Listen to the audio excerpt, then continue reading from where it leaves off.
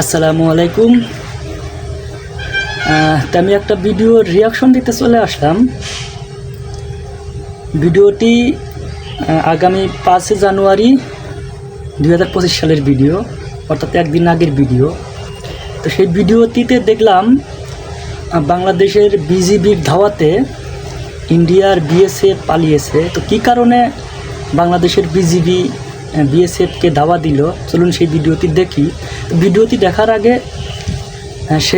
সেই এলাকার বাঙালি ভাইদের প্রতি কৃতজ্ঞ ভালোবাসা, এভাবেই বাংলাদেশ বিজিবির পাশে দাঁড়াবেন আপনারা। তো চলুন আগে ভিডিওটি দেখি, তারপরে কিছু কথা বলছি।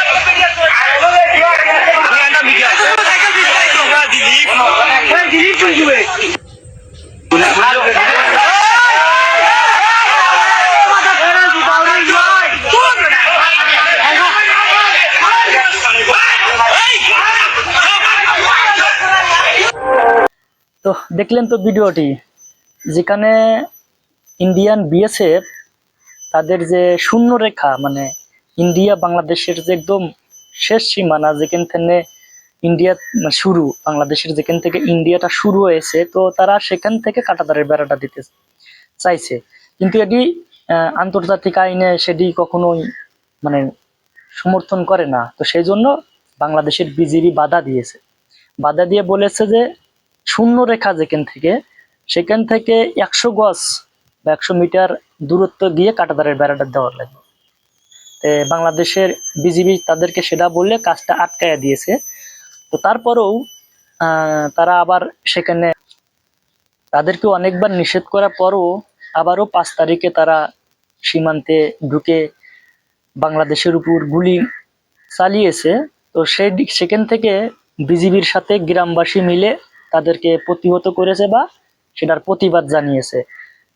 তো ধন্যবাদ সবাইকে, ভালো থাকবেন।